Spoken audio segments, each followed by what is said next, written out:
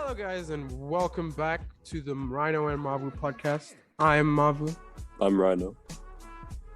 and we welcome you back to our third podcast. I want to say sorry for the billion-year delay. We have an announcement, actually. Every Wednesday, we're going to be releasing an episode. And yeah, I think that's literally our only announcement. Anyway, remember our slogan? Out of the billions, there was you. Hey guys, remember, come for the fun, stay for the wisdom. You know how it is.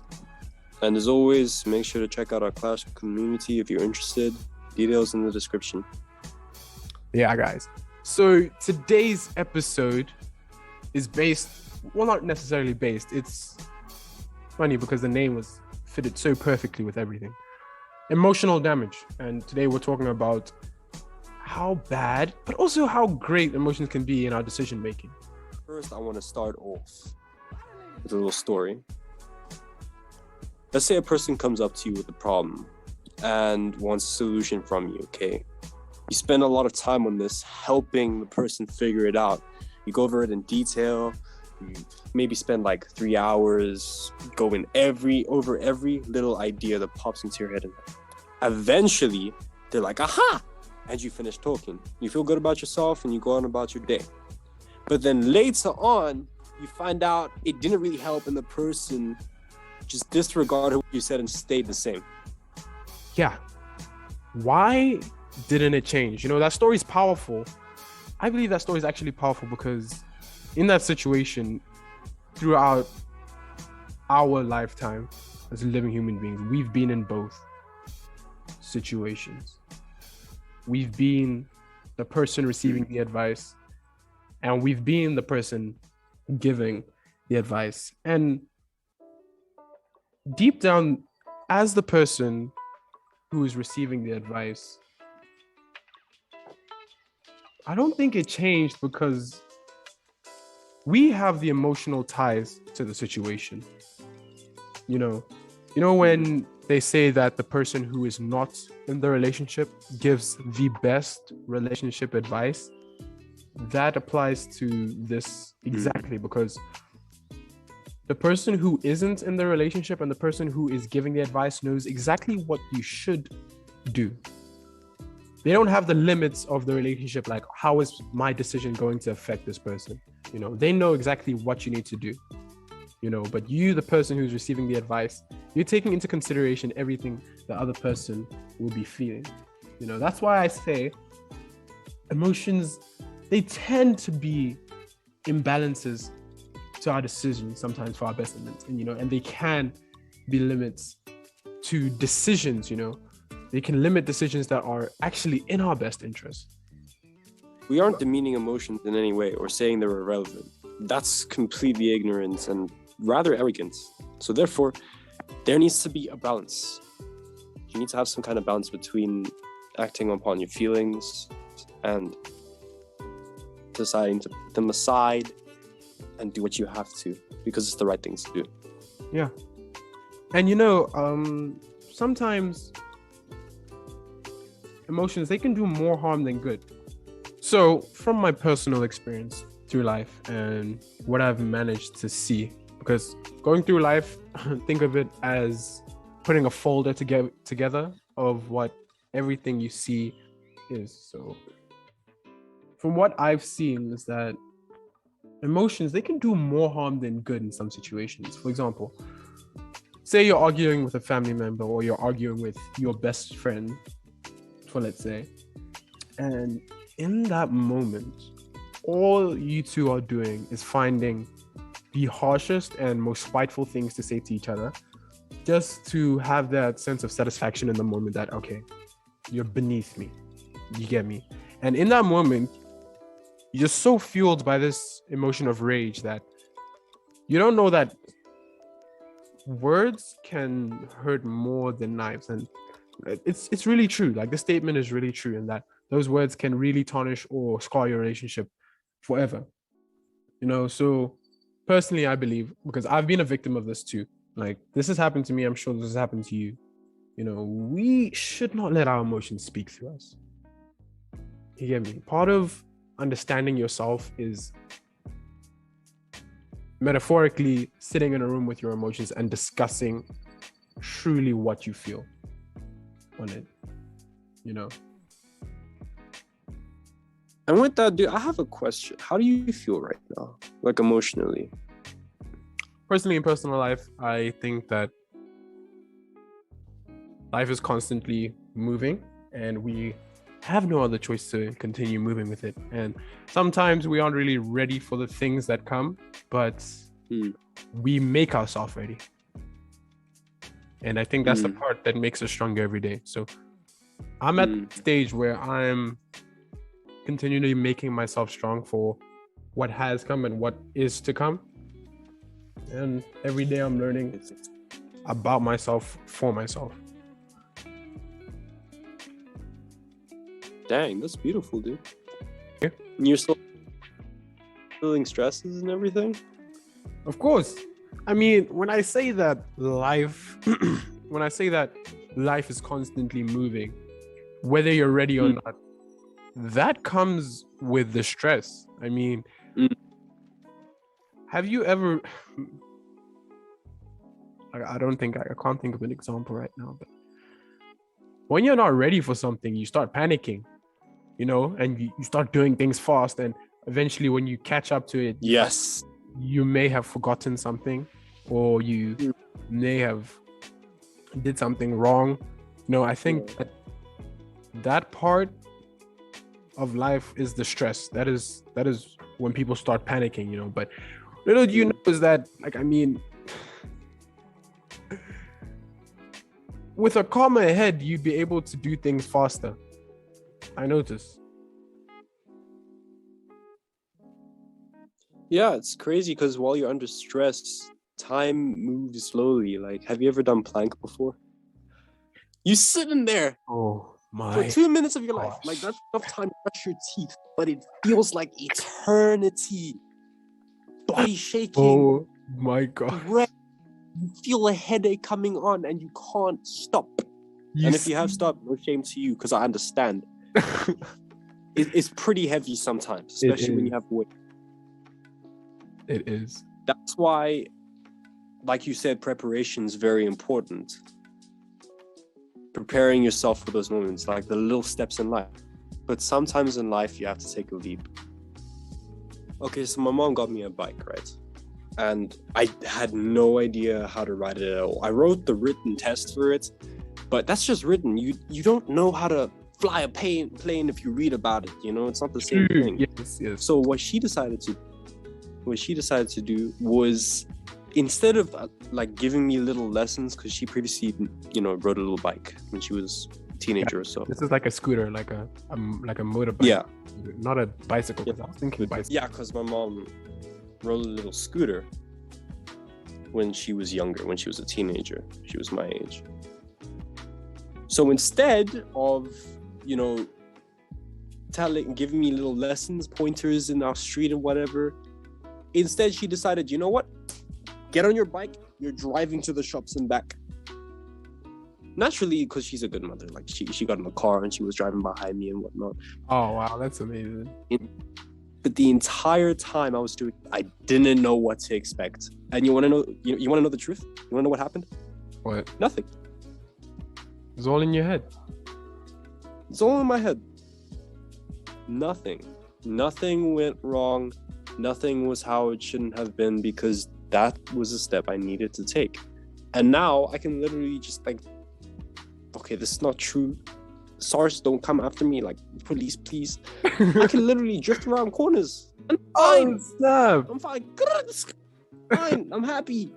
I don't care. Cars come. It's like normal to me. Like, the bike's like a second part of me now. Like, it's a part of my body or something. It's weird. Because you took that leap. But it's because I took that leap. You have to face your problems eventually. You can't keep running away from them. Even if you fail miserably, doesn't matter. Like, yeah, you should be proud of failing for trying, rather than, you know, being chicken and exactly. You know what? We need to think of failing as like a slingshot. You get me? So each time you fail, Think of it like pulling that slingshot back a bit further. You fail again and it pulls back a bit further, but it won't pull back unless you learn your lesson. You get me?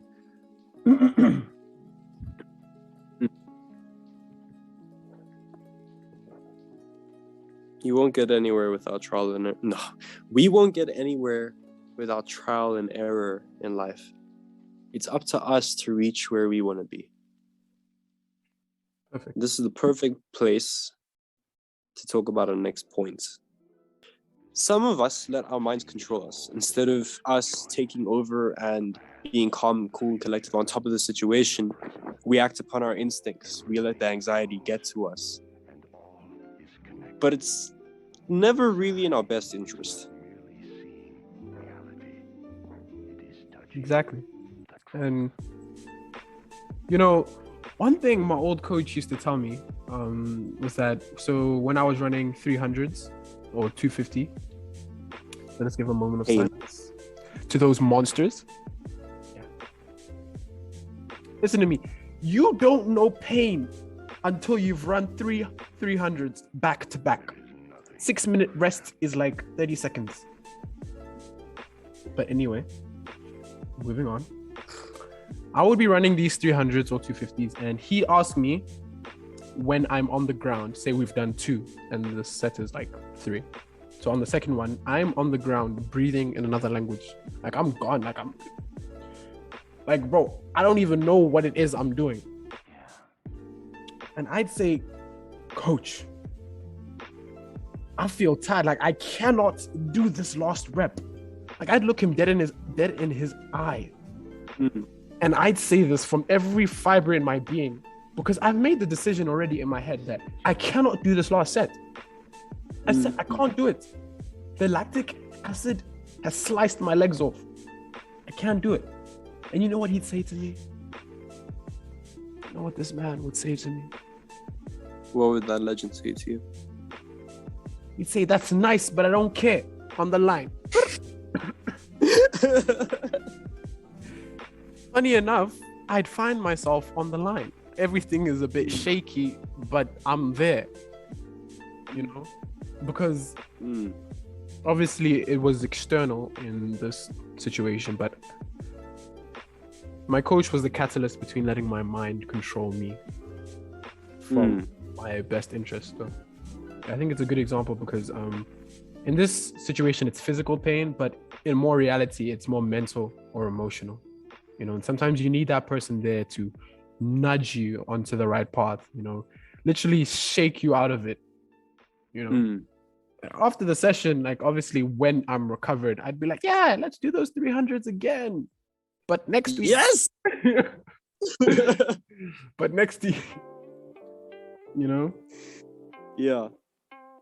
Absolutely. That's another point that we need to try and understand, because we can't do it all alone. Believe it or not, we're not Saiyans or any kind of super being.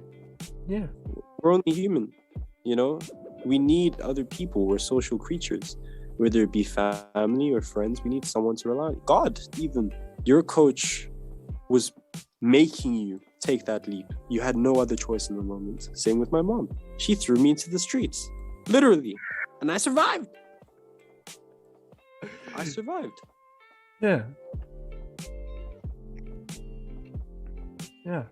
You know, but even though I think that we're so forward on chasing our dreams and how sometimes we need that person there to take away all the emotional stress that's on us, I believe there's that point where if we have that lack of emotion, it's detrimental.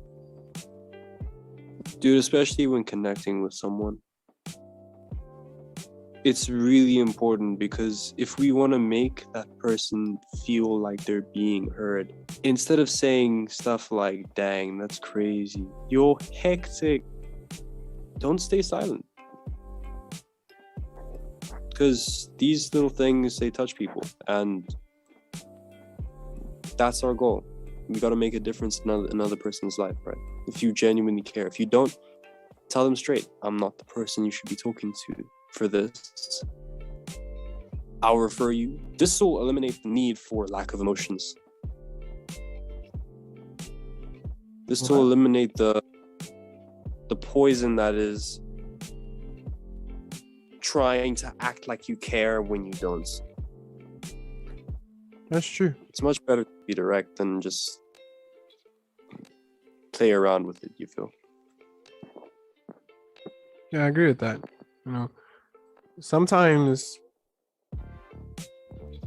the things that hurt people more are actually in their best interest than something that won't hurt them that isn't in their best interest. You know, when it comes to painful decisions, like if you see that your best friend, say for example, is in a relationship where you can clearly, evidently see that their partner is maltreating them or hurting them, and this could be in a friendship or a romantic relationship, you know, you can see that, but this person, your friend, maybe living in this fantasy, they're inside this bubble, they can't see from outside what's actually happening. You know, you have to be that person because you care for this person, your friend, so much, to let them know that this isn't right. Yes, it'll hurt them in the beginning, you know, but eventually they'll get clear-headed. That's a real friend. It's a really big pee-pee move, dude. Look, the truth is the healthiest pie that no one wants to eat. But the lies are the sweetest pie that everyone enjoys. But in the end, which one gives you diabetes? Type 2, 3, 4, 5. One of them. Which one is killing you in the end? And yeah. And back to what you were saying before, about how we're, I don't want to say dependent, but like in life we need people, you know. I think we can go on to the next topic about emotional support, you know, and how it's so important, but in the end it can lead to a downfall if you don't treat it properly. Yeah, emotional support can be people that we trust, or objects that we have, maybe memories that we may have experienced, or videos that were recorded in the past. Anything that, you know, gets you through a tough time. They give you comfort, but it's temporary comfort. Yeah. For the worst of the situation. Yeah. Think of it like crutches, you know, crutches are there for the worst of the situation. You just broke your leg and you need those crutches because you literally cannot walk without them. But there'll come a time where you will not need them anymore. You'll still struggle to walk, yes, but they were there for the worst of the situation. You know, the crutches aren't going to be there when you need to learn to walk again. You know, some of us, you know, I feel like every person is guilty of it at some point in their life, that we never leave it because it feels familiar. You know, we become reliant on it because we don't want to be able to walk on our own again because it's hard, you know. But what you don't know is that if you're not able to walk on your own again, you won't be walking your own dream, your own life. You'll be walking someone else's. Remember, emotional support is meant not only to comfort, but to help solve what it is you're going through. Exactly. It's like if the baby bird isn't pushed out of the tree, they'll never fly. They'll never be who they're meant to be. Through adversity, most of the lessons that we learn are learned, well, rather earned. We earn our lessons. The adversity is the main way our emotional maturity actually develops. Like how to deal with tough things.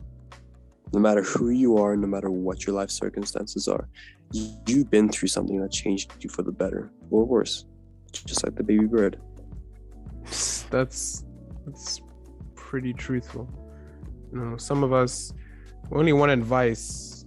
You know, thinking about everything we've said now, I realize that some of us only want advice to know that there's still a way out. But we're just not ready to take that step yet, you know. And through the supports we've been through, look, there's adversity, and sometimes you won't have somebody there to rely on somebody there to be like, hey, I'm here.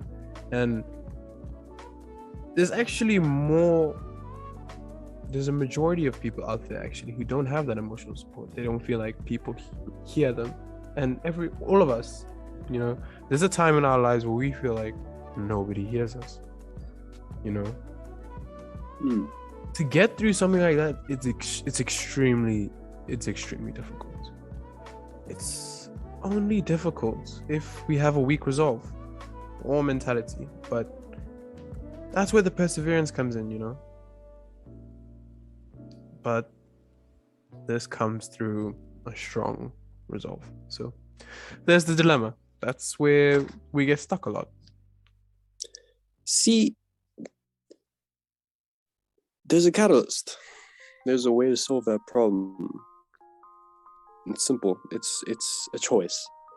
It's to choose how badly you want to solve or get rid of that thing nagging in the back of your head. How badly you want to shut that voice of excuse up in your head. Instead, your choice pushes you onto every step that you take. And the more steps you take, the stronger your resolve. Beautiful. It's up to you. You need to make that decision. Beautiful. I mean, everyday life is a choice. Everything it is that we do, it's a choice. Sometimes our choices are influenced, more often than none, but it happens. And I think we'll end off with this, is that what I want the listener to know is that whatever it is that's ripping at your heart right now, that as a fact, it is going to be over before you know it. I know that as you're in this right now, it feels like it's never ending, but when it does, you're going to be stronger than before. And I know you've heard it, but you've actually become stronger from something that happened in the past. You may not know it, but you have. And yes, even though you'll get stronger, more difficulties, more adversities will come. But after each step you take, it gets a little easier. You learn a little more. And know that even if your every surrounding is crashing before your eyes, when all hope seems far, you feel the furthest alone, there is a way out. There is a way out. And I'm not saying that it's easy to find that way out, but there is. There is a way out. Will you choose to find it, to walk it? Will you choose to stay behind this wall blocking your next step? Will you choose your future, or would you let your surroundings override you? Will you choose your goals, or will you do nothing? That's it from Rhino and Mavu, guys. Thank you so much for making it to the end. Notice that literally very few people make it to this part, but we're grateful for the people that did. And it would mean the world to us if you would just share this with just 5 people. 5. Thanks for everything. Thank you for listening to us. Okay. I know you didn't get to hear my beautiful voice much, but it's okay. I'm getting back into things. As you can see, my partner Mavu, he's a G. Really important. Go follow him on Instagram. Actually, follow our Instagram. Okay. Join the clan. Speak to him more. Speak to me more. Interaction. I'm more of the interaction type of guy. So if you want to hang out, just let me know. I'll fly over, whatever, swim, whatever it takes, dude. Thank you so much for listening to the whole podcast. Appreciate it. Catch you guys in the next episode. See ya. You guys. Thank you so much. Remember, out of the billions, there was you.